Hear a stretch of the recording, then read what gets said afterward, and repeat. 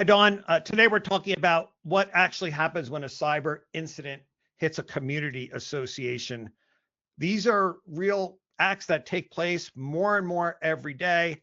Why are community associations and management companies turning out to be such great targets for these criminals? They have a lot of information and a lot of money.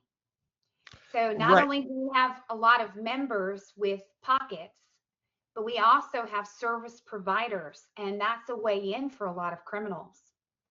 Give me that example of you gave me before you went live about a simple way they can target you. So they will actually look to see what trucks are servicing your community. So for example, the landscaping truck has its name on the side. So they know specifically who it is that's going to be working in your community, and they can pretend to be them. It's a way to make you feel comfortable. It's so simple, and it's an easy way to trick people. I mean, It is. And landscape. down in the coast, we were seeing a lot of whitewashing of checks going on. And it happened to go on a Friday. The checks would go out to be delivered to the landscaping companies, and someone had discovered that these same landscaping companies were using the same management companies. So they hit 2 or 3 management companies all at the same time, pretending to be this one main landscaping company, and they made out with over $3 million. I don't know what whitewashing of checks is. So whitewashing is when they change the check. And these days in our digital age, anything can be changed. All those electronic documents that we think are safe often are not. I don't understand how this is a cybercrime. I don't understand what you're talking about. Well, I don't how is that a cybercrime? I'm completely well, confused. because they got the Somebody's getting a information. physical check. How are they getting a? I don't understand. It's an electronic check. But how are they getting it? What's So, their act? I don't so understand. they will get the contact information of the accounting department or anybody who's on a website. And a lot of our management companies love to put the names of individuals and their email addresses, so they're a big target.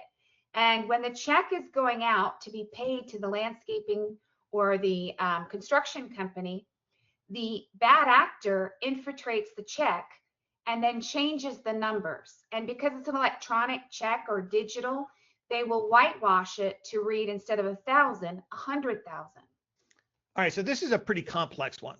I mean, we were originally kind of just starting with It's the simple. I complex. mean, somehow they have to get their hands on the electronic check as it's being transferred from the management company to the bank. Yes. Okay, that seems like it could be pretty difficult. It can and it can't be. Again, they're getting in through an email address or getting to know somebody within the organization. And as you pointed out too earlier, hoping that they're just going to be able to get them that one time. I think this is going to be very confusing for the audience. It's a very complex scheme, it seems to be. It can be. Even I'm even having a hard time following. Like I get the simple ones. You send an email. Hey, I'm Bob from the landscaping company. You owe me some extra money from the last invoice. Can you send it to me right now? That's pretty simple for people to understand. Right. And so I send you your check, but you're not Bob or Jim, and you receive the check, and maybe it's for a small amount, because remember, small amounts often go under the radar, and small amounts cumulatively over time will add up to be a large amount. So they'll say, you owe me $100. And when the check is received, they change the check to be 1,000 or 100,000. And you don't discover it until later, but the money has already been deposited in their account. Oh, so you were jumping. So there's 2 crimes there. The first crime is them spending right. The first crime is them getting any check from you for like $120, and you send it. What do you care? It's $120, whatever. You're busy. You want to get home. But then they change it to $120,000. Okay. All right. Correct. I guess I get it. And we can also have, as mentioning social engineering, and phishing, we also have wire transfer fraud. So that's where they're transferring funds from one account to another. And that can be both a cyber crime and also a crime fidelity policy type of loss. Okay. And we're going to get into that because it makes a big difference on what the kind of crime is and whether or not your insurance is going to cover it. just before I drop this part, I just want people to understand how easy it is to be tricked. I don't want them, every time they hear one of these stories, it's easy to say, oh, that person was so stupid. How did they fall for that? These bad actors, they send out like millions of emails, and they just happen to catch you at the right time when you're legitimately doing business with this organization, or somebody need to pay. And you just happen to get an email right after. You could be right in the middle of communicating with them about making a payment, and by pure luck, you'll get an email from a bad actor saying, oh, now send me this. Like, it's so easy to fall for, right? It is. And that's why we really need to be very hyper vigilant about all of these schemes that are going on. And we need to recognize that someone is always going to be out there to make us part with not just our money, but there's a big value on your personal information, your name, your email address, etc. There is a lot of that in the scheme of things where they want to get your data. So having a cyber policy will help with not only data breaches, but it can also help with some of the crime portion, the social engineering, the wire transfer fraud, computer fraud. I mean, usually I don't do this, but like, I've been doing this for years. I'm a huge advocate of getting cyber insurance. I mean, I'm not trying to sell it for you or anything, but this is the direction I'm going in during this session, because I want people to first understand how easy it is to be tricked. It's kind of like they buy insurance for the fact that somebody may trip and fall, but they're completely willing to gamble on this other aspect where the money could be even way worse.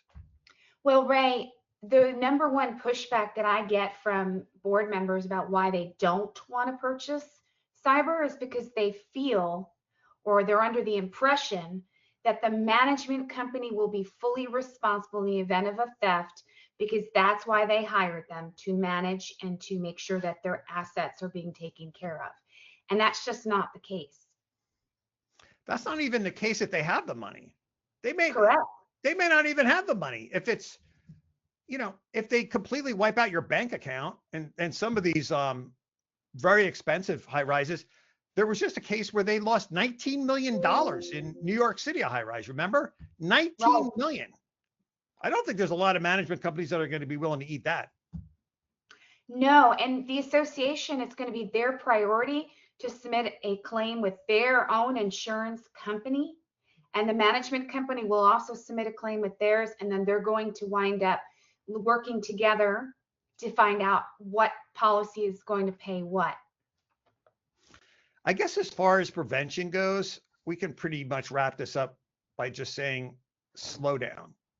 Yes, but what's a great point, part of having a cyber policy? A lot of those carriers actually offer discounted services and or free services in order for you to learn how to prevent these type of crimes from occurring and how to protect yourself. And some of them will also perform diagnostics to help you find your weak spot. So for example, if you're an HOA that has a website, they'll help you determine if you need to protect some sites, or if you're vulnerable to hacking, or if you already have malware or code installed in your communications. Some of us are spreading viruses through emails that lay dormant until they're ready to act. So we don't even know that we're transmitting malware. Right. And you had mentioned, and it says right here, associations are prime targets because they have money. This is my research: money, data, and access. Yes. Most criminals are just looking for one of those. Associations have all three. And take into account, I think the worst case scenario is when we see turnover. We have a board that turns over every single year, and then we have a board who is looking to save money, and they're constantly turning over their vendors, and most importantly, their management company. That's when we're going to see people are just not paying attention to the books, and things get lost in the shuffle, and it's not discovered until it's usually a big claim. And I hate to say it, but I'll say it also. They don't, even though it is their money in a way, not for the management company employee, they don't pay attention to it as much if it's their personal finances, right? If they're going to transfer $10,000 from their personal finances, I have a funny feeling they're going to be a little bit more careful, but it's a lot easier to be kind of not on guard when it's the association's money, or maybe you're a management company employee. Do you agree? I think it really goes back again that a lot of board members are making assumptions about responsibilities and also how somebody will respond in the event of this type of incident occurring that are not always accurate. I don't understand why they do that too, because if the management company just doesn't want to turn over the money, right? If the association doesn't get lucky, right? And the management company, oh yes, they're going to fight it. They're going to have to spend money to go to court. And these things can drag out in court for years. And right. They're going to have to explain. It's all going to be about right. the contract. So I recommend that our board members review and certainly read the management contract as to what the responsibilities are in the event that there is a theft. But why wouldn't the association just purchase their own insurance anyway? These aren't super expensive policies, correct? Oh no, they're typically $1,500 or less. Right. Most of the time, I would actually say that most of my HOAs and smaller condo associations, 100 units or less, they're in the $500 to $800 range for $1 million of coverage for first party and third party, so if you're sued or if you have a data breach, and there's also crime insurance included. Typically, we can have up to policy limits for social engineering, that's the voluntary parting. We can also have wire transfer fraud and computer fraud included in there as well. And if you're a board member, you shouldn't assume that you're going to be indemnified, because if you fall for this and you make a couple of mistakes on your end, the association could turn around and decide not to indemnify you. So this always comes back to a board member. I want to save all my neighbors and my friends $1,500 a year. Well, good luck when they turn around and sue you personally. And what, Dawn? There's no coverage. You're on your own. There isn't. Cyber is excluded on almost every policy. And if it's not, you're going to have very limited, if any, coverage at all. So it's very important to look to have a separate standalone cyber policy.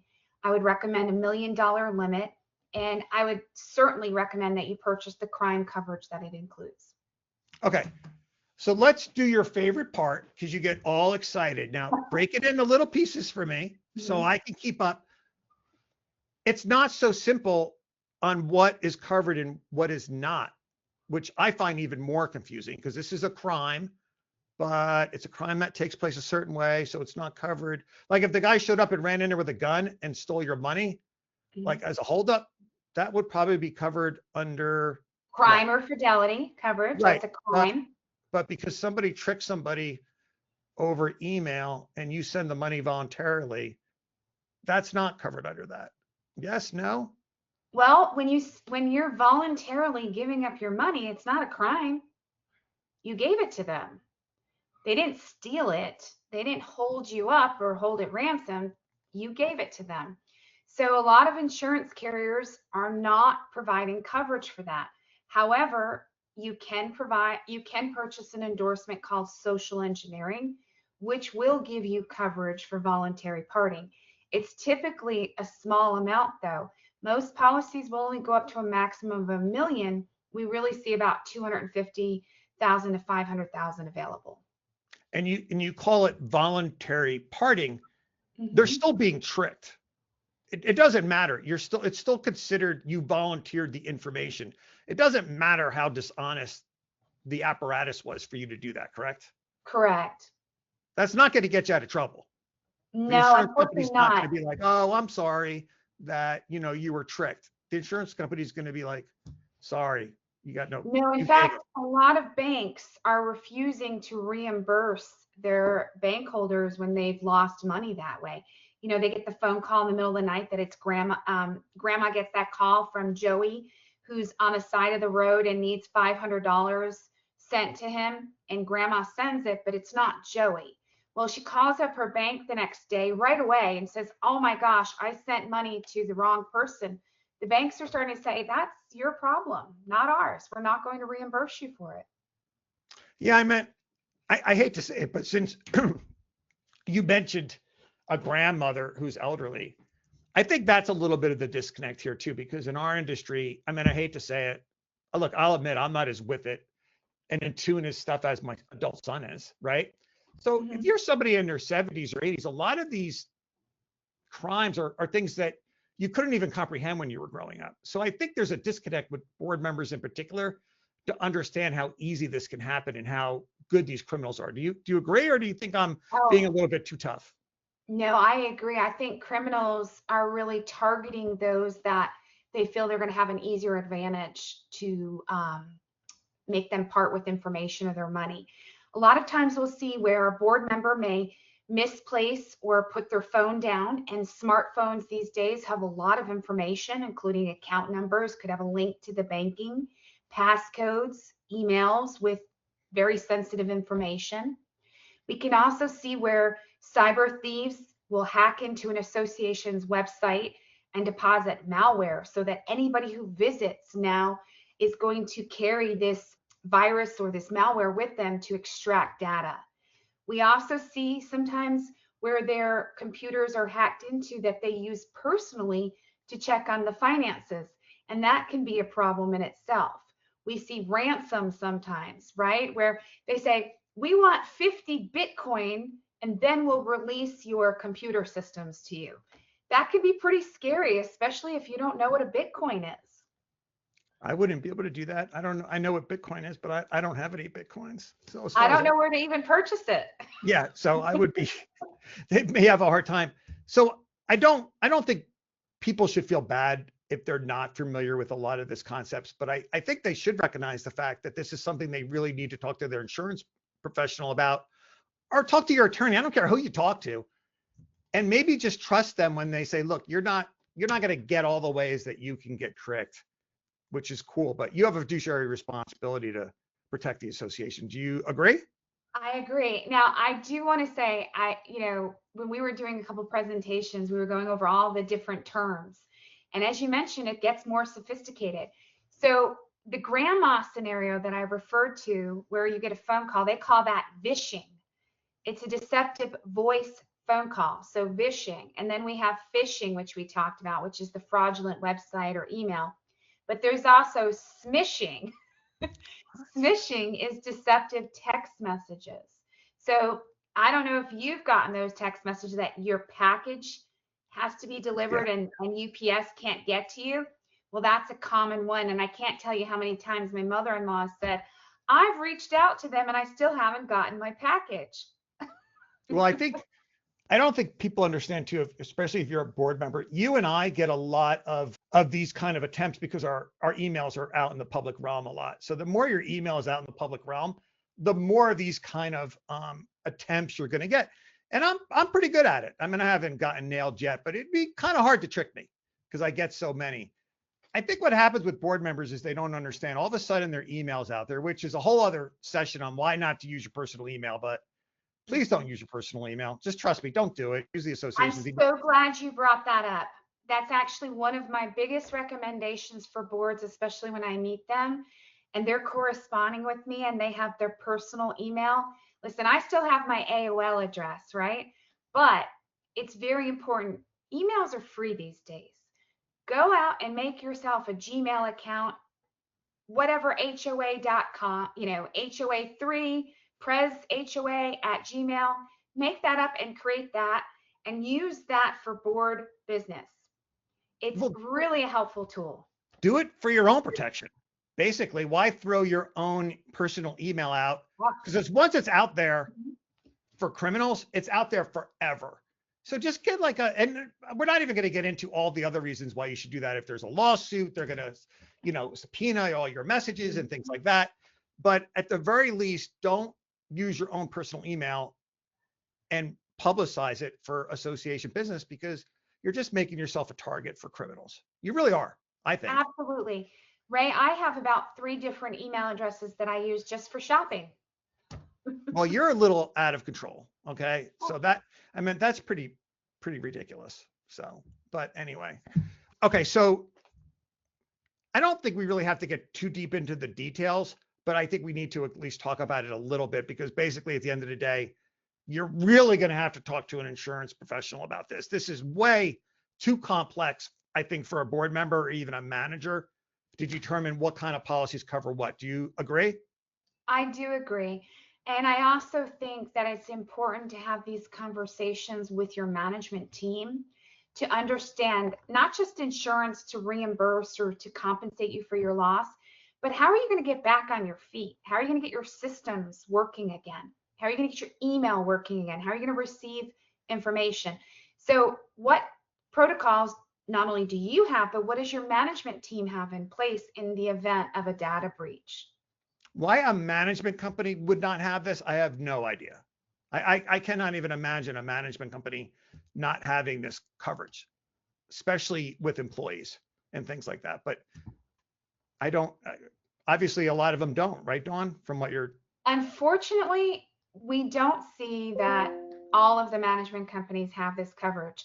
And the ones that do, some of them don't have sufficient limits or enough limits to cover the losses of all of the communities that they would manage. So if you have a national management company that has thousands and thousands of communities, well, you can't expect them to have enough insurance to cover that. So first and foremost, the association needs to protect itself and make sure that it has enough money that they would be able to go on after a loss. And these investigations, by the way, Ray, when a loss does happen, can take months, maybe even a year. So getting that the funds back as soon as possible is really urgent to these communities. So having that protocol, what is the management company going to do? What are we going to do? Having that established in the beginning will shorten the time for you to receive your funds. If you have the proper insurance, though, basically, let's say you get ripped off for $1 million, you're going to get a check from the insurance company for $1 million, and then the insurance company is going to treat it like every other kind of policy. They're going to go after whoever they have to go after. Is that yes, how it's going to work? And most of the times, too, if the management team was involved in the theft, the insurance coverage will immediately cease for that management team. They will no longer provide coverage while the funds are with that management company. The second part to that is while they're conducting their investigation, you may have a deductible. So that is going to depend upon, have you exceeded the deductible for the insurance company to intervene? A deductible would be subtracted from the amount paid by the carrier. So that's another big reason for an association to have their own policy, because otherwise, if they have to fight it out with the management company, remember, you don't have the money, right? You don't have the money's not, it's gone. Maybe you'll get it back in a year, 2 years, but if you had the proper insurance, you're going to have that money back a lot sooner. And then the insurance company is going to fight it out with whoever they have to fight it out. Correct? Correct. Okay. I have one other concern. I feel like I have adequately scared everyone, which I feel bad, but that's like my job, to scare people into doing things. I just want to make sure this is such a complex issue, and there's great insurance people, you included, but I don't think every insurance rep's going to have a handle on this. I just don't. And I'm afraid that a board, especially a board member, is going to go out, talk to an insurance rep who maybe doesn't really have a handle on all the different ways, because it'd be so easy to buy this policy, right, from an insurance rep and say you're covered for social engineering. Well, then you're not going to be covered for, like, if B happens, right? And nobody's going to really know that unless you're in the insurance business. How can a board or a manager go about this process to make sure that they're covered for just about every scenario? And please don't tell me that they just have to go find the best, most professional insurance person, because I think they know that. Is there something else they could do, Dawn? Is there questions they could ask? Can they find these questions? Yes. So a lot of insurance agents, or even online, a lot of the carriers will offer checklists. And those checklists will have tips for you to keep yourself safe and how to protect your information and your money. I would recommend that the board, if they receive those checklists, go over it with their insurance agent, go over it with their manager. I think they'd be surprised to find that sometimes they make assumptions that things are being done and they're not. Okay. And just to rehash it one last time, this is a growing problem. It's not going anywhere. Associations are easy targets. There's a lot of criminals in a lot of associations, and I would say the odds are pretty good at some point, if they haven't already, somebody's going to make an attempt to steal your money. And they only have to be lucky once, right? Just once. Okay. All right. Well, thank you, Dawn. Appreciate it. You're welcome. Thank you.